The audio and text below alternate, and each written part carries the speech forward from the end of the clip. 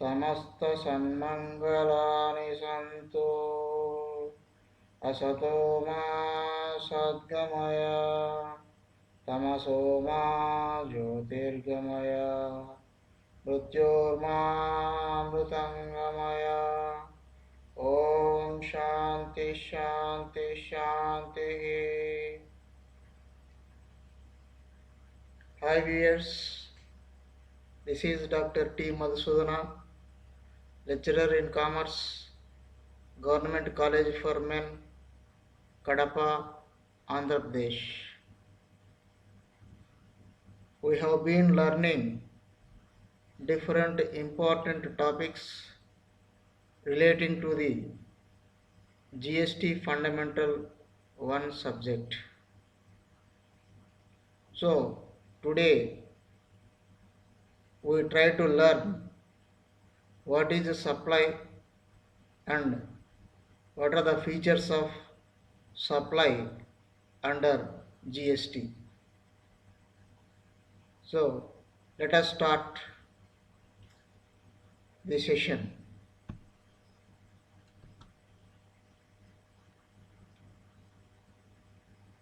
We know in the GST the charging of GST or levying of tax is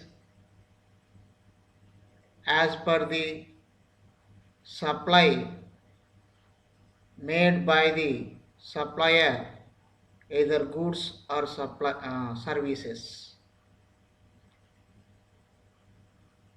That means unless the trader supply the goods or services, he cannot charge the GST. But what do you mean by supply?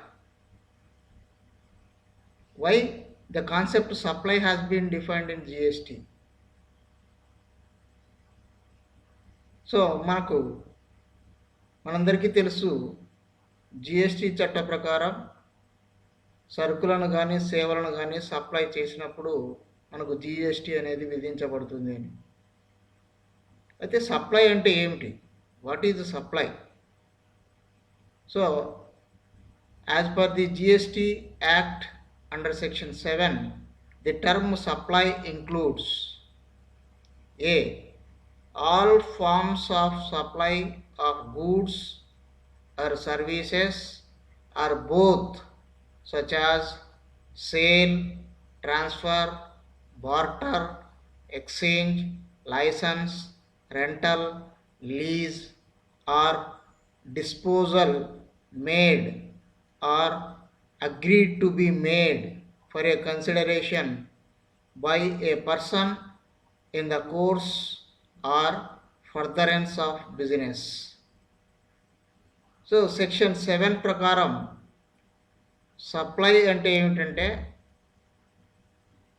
వస్తు సేవలను supply చేయడం అనగా అమ్మకాలు కావచ్చు, transfer కావచ్చు, barter కావచ్చు, exchange కావచ్చు, licence కావచ్చు, రెంటల్స్ కావచ్చు, లీజ్ కావచ్చు, డిస్పోజల్ కావచ్చు, లేదా భవిష్యత్తులో సప్లై చేస్తానని చేసుకునే ఒప్పందం కావచ్చు. అది వ్యాపారంలో ఒక భాగంగా చేసి ఉండాలి.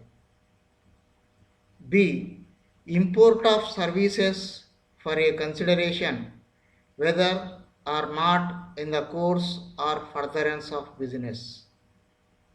That means ఇతర దేశాల నుంచి సేవలను వ్యాపారం కోసం కానీ ఇతరత్ర కార్యకలాపాల కోసం కానీ దిగుమతి చేసుకోవడం కూడా సప్లైగానే పరిగణించబడుతుంది. C the activities specified in schedule 1 made or agreed to be made without a consideration. అంటే షెడ్యూల్ 1లో ఏ అంశాలైతే స్పెసిఫై చేయబడ్డాయో, ఏ అంశాలైతే పేర్కొనబడ్డాయో వాటికి కన్సిడరేషన్ ఉన్నా లేకున్నా వాటిని కూడా సప్లైగా పరిగణించడం జరుగుతుంది. D. The activities to be treated as supply of goods or supply of services as referred in Schedule 2. So schedule 2లో పేర్కొన్నటువంటి అంశాలు కూడా సప్లై ఆఫ్ గూడ్స్గా లేదా సప్లై ఆఫ్ సర్వీసెస్గా పేర్కొనడం జరిగింది. ఇవి జిఎస్టి చట్ట ప్రకారం సప్లై కింద నిర్వచించినటువంటి అంశాలు. Next, what is not supply? Supply కానిది ఏమిటి అంటే, not with standing anything contained in subsection 1. So subsection 1 ప్రకారం ఈ క్రింది అంశాలు అనేవి సప్లైగా పరిగణించబడవు.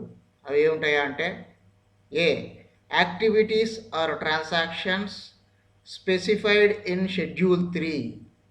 సో షెడ్యూల్ 3లో ఏ అంశాలైతే పేర్కొనబడినాయో అవి సప్లైగా పరిగణించబడవు. B, such activities or transactions undertaken by the central government, a state government or any local authority in which they are engaged as public authorities as may be notified by the government on the recommendations of the council.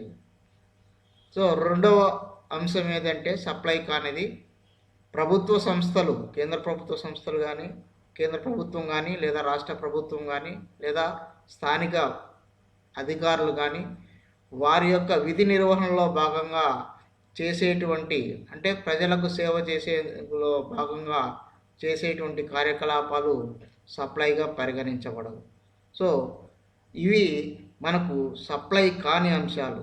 Shall be treated neither as supply of goods Nar as supply of services. ఈ అంశాలు మనకు supply of గూడ్స్గా కానీ supply of సర్వీసెస్గా కానీ పరిగణించకూడదు. అది next, deemed supply అంటే సప్లైగా భావించవలసినటువంటి అంశాలు ఏమిటి అంటే, సప్లై కాకపోయినా వాటిని సప్లైగా మనం పరిగణించవలసిన అంశాలు కూడా మనకు జిఎస్టీలో పేర్కొనడం జరిగింది. ఏంటంటే, subject to the provisions of subsections 1 and 2, the government may, on the recommendations of the GST Council, specify by notification the transactions that are to be treated as a supply of goods and not as a supply of services, b, a supply of services and not as a supply of goods. So subsection 1 మరియు 2 ప్రకారం government GST council యొక్క రికమెండేషన్ల మేరకు కొన్ని అంశాలను supply of గూడ్స్గా కానీ supply of సర్వీసెస్గా కానీ లేదా సప్లై ఆఫ్ సర్వీసెస్ను సప్లై ఆఫ్ గూడ్స్గా కానీ పరిగణించమని జిఎస్టి కౌన్సిల్ యొక్క రికమెండేషన్ మేరకు గవర్నమెంటు ఈ ట్రాన్సాక్షన్స్ను గుర్తించవచ్చు. అంటే GST council is the final authority to identify a particular transaction, either it is a supply of goods or supply of services. Okay, so ఈ definitions prakaram, as per these definitions given in the GST Act, so the concept of supply should have the following features. Supply అనే అంశానికి ఈ క్రింది ముఖ్యమైనటువంటి లక్షణాలు అనేవి ఉండాలి. ఏమిటంటే అవి, number 1, supply can be or goods or services or both. So supply అనేది సేవలైనా కావచ్చు, లేదా వస్తువులైనా కావచ్చు, లేదా రెండు కలిపి అయినా కావచ్చు. కాబట్టి వస్తువులను సేవలను సపరేట్గా సప్లై చేసిన లేదా కలిపి సప్లై చేసిన వాటిని సప్లైగా పరిగణించడం జరుగుతుంది. అది మొదటి లక్షణం. Next number 2, supply must be for consideration. So consideration is essential for considering A particular transaction as supply and levying GST by the government. So supply అనేది తప్పనిసరిగా కన్సిడరేషన్ ఉండాలి, అంటే ప్రతిఫలముతో కూడినటువంటి సప్లై అయి ఉండాలి. మనకు కాంట్రాక్ట్ చట్టం ప్రకారం కూడా కాంట్రాక్టులో మనకు ప్రతిఫలం అనేది తప్పనిసరిగా ఉండాలి అని మనం తెలుసుకున్నాం. అదేవిధంగా ఇక్కడ జిఎస్టీ చట్టం ప్రకారం ఒక ట్రాన్సాక్షన్ సప్లైగా పరిగణించబడాలంటే అందులో కన్సిడరేషన్ అనేది తప్పనిసరి.